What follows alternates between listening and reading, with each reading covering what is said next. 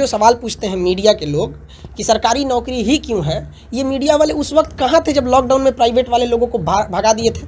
मुंबई से जब लोग पैदल आए थे वो उस वक्त कहाँ थे ये लोग, जब ये नहीं पूछे थे कि प्राइवेट नौकरी है। क्या किसी ने उनको रखा था? खाने को नहीं दिया था, इन लोगों ने पैदल चले आए थे। क्या हम और आप मुंबई से बिहार पैदल आ सकते हैं? वहाँ तो आपने ये पूछ लिया, कोई नहीं पूछा। तो लॉकडाउन ने लोगों को और इस चीज़ को, इस संभावना को और कह दिया कि परिवार में एक आदमी तो कम से कम सूटेबल रहना चाहिए कि कोई ऐसी विकट परिस्थिति आती है तो वो संभाल सके उसको। और रही बात प्राइवेट ही क्यों जरूरी है, सरकारी ही क्यों जरूरी है, तो बात यहाँ ये आती है कि लड़के को आपने पढ़ाया, लड़का तो हिस्ट्री पढ़ा, ज्योग्राफी पढ़ा, पॉलिटी, रीजनिंग, इंग्लिश, मैथ पढ़ा, और उसके बाद जब पढ़ लिया, 2 साल तैयारी कर दिया, आप नहीं दे पा रहे हैं तो आप कहिए कि प्राइवेट ही क्यों, सरकारी ही क्यों जरूरी है। तो आप उसे पहले बोल दीजिए ना कि हम नहीं दे सकते। और अगर आपको सच में सरकारी नौकरी नहीं देने तो सबसे पहले उनको खत्म कीजिए जो एसएससी में कुर्सी पे बैठे हैं। एसएससी के चेयरमैन को भी तो कहिए ना कि आप सरकारी पद पे क्यों बैठे हैं, आप भी प्राइवेट हो जाइए, स्टूडेंट भी हो जाएगा यहाँ पर। और हम फ्री में, कोई टीचर स्टूडेंट नहीं मांग रहे, उसने 500-500 रुपये फॉर्म दे के किया है वहाँ। और प्राइवेट में आज वो IT सेक्टर में जाएगा, उससे पूछा जाएगा कि तुम क्या किए हो, तो वो कहेगा इतिहास भूगोल पढ़ के आए हैं। वो क्यों लेगा आपको? अगर उसको पहले से पता है कि हमको अब कोई सर्कस की ट्रेनिंग किया है, अब सर्कस की ट्रेनिंग कर लिया, उसके बाद कहिए कि सर्कस में आने की क्या जरूरत है, फायर ब्रिगेड में चले जाओ, आग बुझाएगा वो? तो जिस हिसाब से उसने तैयारी किया आप उसी हिसाब से रखिए ना। लड़का तैयारी ऐसा थोड़ी करता है 2 दिन की, उसका 4-5 साल आगे का करियर को लेकर प्लान रहता है। उसमें जब उसको दोनों रहने दीजिए। हम कहाँ करेंगे प्राइवेट लोग जॉब नहीं करते, ज़्यादा तो 90% लोग तो प्राइवेट में ही है।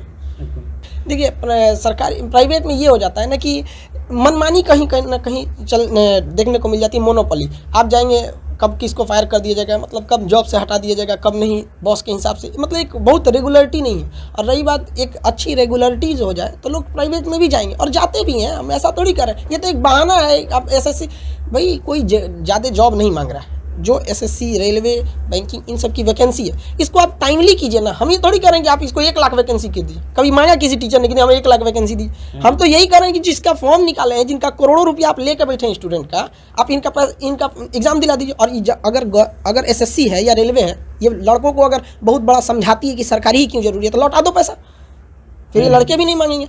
देखिए ऐसा नहीं है कि स्टूडेंट डर रहा है, वो अपनी बातों को रख रहा है कि नहीं प्राइवेटाइजेशन, हर 100% प्राइवेटाइजेशन कर देंगे। तो प्राइवेटाइजेशन का मेन गोल क्या होता है? Profit, not social work. Railway चलती है तो बहुत से घाटे के बावजूद रेलवे चल रही है। अगर ये प्राइवेट रहती तो रेलवे बंद हो गई रहती। या फिर जिस रूट में अगर आप प्राइवेट कर देंगे, जिस रूट में पैसे नहीं आएंगे, प्राइवेट वाले उस जगह पे नहीं चलाएंगे। लेकिन गवर्नमेंट का कुछ सामाजिक कर्तव्य भी बनता है ना, तो सामाजिक कर्तव्य को भी ध्यान में रखना है। हम पूंजीवादी 100% तो है नहीं, हम लोग समाजवादी भी नहीं 100, हम लोग मिश्रित हैं, तो मिश्रित को रहने दीजिए। 100% प्राइवेटाइजेशन गवर्नमेंट भी नहीं करेगी। ऐसा नहीं है कि गवर्नमेंट भी 100% कर देगी, वो भी नहीं करेगी 100%। उनको भी पता है कि हमारा कुछ सामाजिक दायित्व है जिसे सरकारी कभी नहीं मतलब पूरा किया जा सकता। तो कुछ ऐसे सेक्टर है जिसमें अगर आप प्राइवेटाइजेशन करेंगे तो अच्छा होता है। जैसे मैन्युफैक्चरिंग सेक्टर में आप देखेंगे रेलवे के जितने कारखाने हैं वो अपने क्षमता से कम काम कर रहे होते हैं।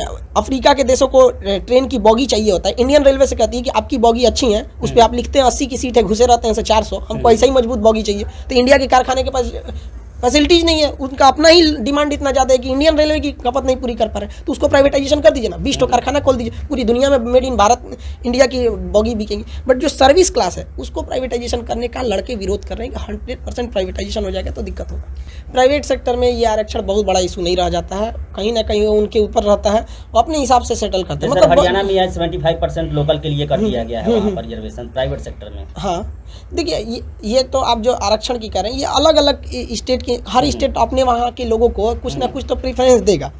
लेकिन हाँ प्राइवेट सेक्टर में गवर्नमेंट का जिस तरह से गवर्नमेंट सेक्टर में रहता है कि रूल रेगुलेशन आपको ये फॉलो करना है, उतना प्राइवेट में नहीं हो पाता है। आप एग्जाम लेते हैं 2000, आप बिहार की बात कीजिए ना, 2014 में वैकेंसी आई थी बिहार एसएससी, 2021 चल रहा है, ये कौन सा नौटंकी हो रहा है यहाँ पे? और आप कहेंगे कि हम लोग सवाल ना पूछे। हम तो मोदी जी को कह रहे हैं कि आप देखिए जैसे बिहार में क्या हो रहा है यहाँ पर। और अगर हम आपको बताते हैं बिहार में अगर कोई चुनाव 2014 में है और उसका इलेक्शन नहीं आया, रिजल्ट नहीं आया और 2021 होगा, तो इस बीच इमरजेंसी लगा दिया जाएगा और लड़कों के लिए कोई इमरजेंसी नहीं, जबकि पैसा ले लेके बैठे हैं। बहुत से लड़के ऐसे हैं जो 600 रुपये 700 रुपये उनके पास नहीं होता है, वो फॉर्म नहीं भर पाते हैं। उनसे अहमियत समझिए पैसे क्या होते हैं। देखिए सबसे बड़ा कारण यहाँ पे ये है ना कि गवर्नमेंट जो कहती है ना प्राइवेटाइजेशन कर देंगे, हम तो कहते हैं कि सबसे पहले एसएससी का जो कर्मचारी बैठा है ना, या जो रिक्रूट करता है, उनको देखिए, वो उनमें ब्यूरोक्रेसी इतनी ज़्यादा है कि उनकी कोई अकाउंटेबिलिटी नहीं है।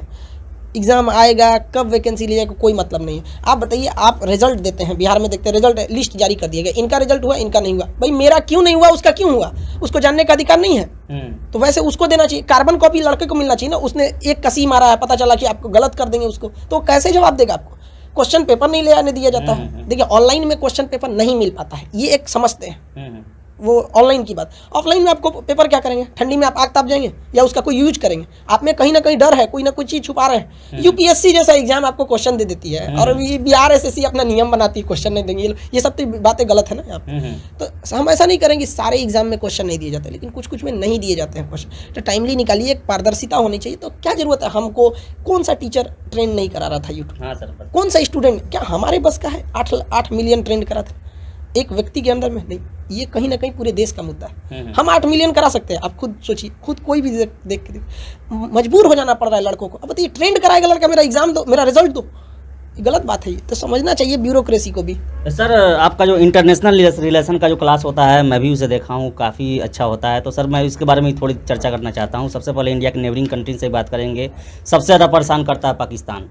सर क्या लगता है आपको, जो मोदी अभी जो पॉलिसी अपनाए हुए हैं पाकिस्तान को लेकर, और ख़ासकर पीओके और जो अभी इमरान खान से बात नहीं करना, एक तरह से संबंध जो है वो नहीं खोला जा रहा है, क्या लगता है कि ये सही है और इसी के बदौलत पाकिस्तान को कंट्रोल में रखा जा सकता है? देखिए पाकिस्तान की बात करेंगे ना तो वो एक देश ही नहीं है, मतलब वो क्या बोले हम उसको। वहाँ आप किससे बात कीजिएगा, वहाँ पॉलिटिशियन जो लीडर होते हैं, राष्ट्रपति प्राइम मिनिस्टर से अगर आप बात करके आते हैं तो उनका डिसीजन कुछ और होता है, सेना का कुछ और होता है।